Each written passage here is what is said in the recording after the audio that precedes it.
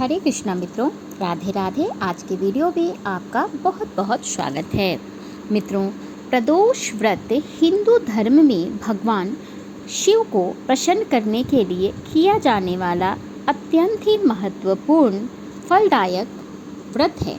यह व्रत प्रत्येक मास की कृष्ण पक्ष और शुक्ल पक्ष में आने वाली त्रयोदशी तिथि को मनाई जाती है। इस दिन प्रदोष काल यानी कि दिन और रात के संधि काल में भगवान शिव की पूजा की जाती है। जो शिव पूजा के लिए यह जो समय है वह अत्यंत ही शुभ माना जाता है। इसलिए आप ध्यान रखें कि प्रदोष के व्रत में आप शिव की आराधना प्रदोष काल में ही करें।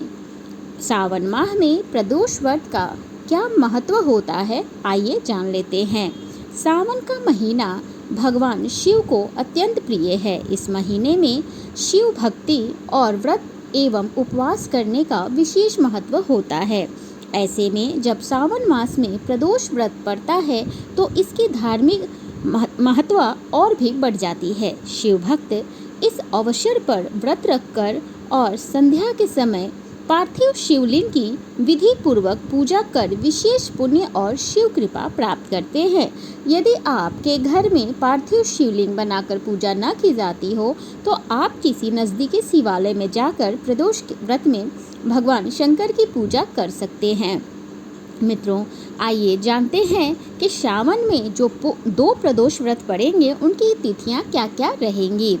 इस बार सावन माह 11 जुलाई से प्रारंभ होकर 9 अगस्त तक चलेगी।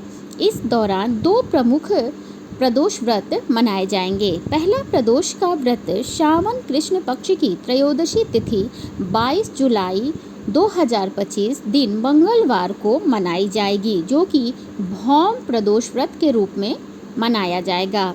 दूसरा व्रत सावन शुक्ल पक्ष की त्रयोदशी तिथि 6 अगस्त 2025 को यानी कि दिन बुधवार को प्रदोष के रूप में मनाया जाएगा। इसे हम बुध प्रदोष व्रत के रूप में करेंगे। प्रदोष व्रत की पूजा विधि है: सुबह स्नान करके साफ एवं स्वच्छ वस्त्र धारण करें और शिवलिंग या घर के मंदिर में बैठकर अपने व्रत का संकल्प लें। संकल्प लेते समय भगवान शिव से व्रत की सफलता की प्रार्थना अवश्य करें। इस दिन आप फलाहार लेकर उपवास करें। कुछ भक्त निर्जल भी उपवास कर सकते हैं। कुछ लोग संध्या काल पूजा के बाद गुड़ की बनी खीर खाते हैं।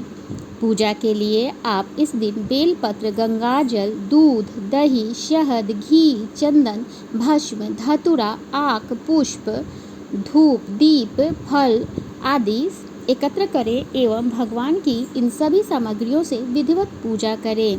प्रदोष काल में शिवलिंग पर दूध से अभिषेक करें। दूध ना हो तो आप जल एवं गंगा जल का प्रयोग करें।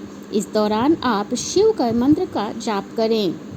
साथ ही साथ आप शिव श्रोत का भी पाठ कर सकते हैं।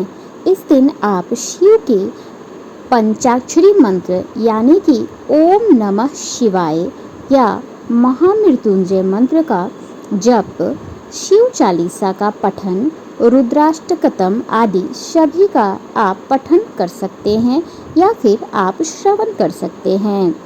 प्रदोष व्रत का पारण कब करेंगे भक्तों, आइए यह हम जान लेते हैं। प्रदोष व्रत का पारण अगले दिन किया जाता है। व्रत के दूसरे दिन सुबह स्नान आदि करके भगवान शिव की विधिवत पूजा अर्चना करके इसके बाद किसी ब्राह्मण या फिर ज़रूरतमंद को आप भोजन करा सकते हैं या फिर कुछ अन्न का दान देने के बाद ही आप अपने व्रत का पारण करें।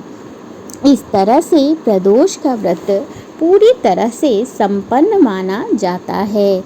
मित्रों, आज के वीडियो में इतनी ही जानकारी थी। यदि आपको वीडियो अच्छी लगे तो इस वीडियो को अधिक से अधिक शेयर करें, लाइक करें और चैनल को अब तक सब्सक्राइब नहीं किए हैं तो इसे अवश्य सब्सक्राइब कर लीजिए। धन्यवाद।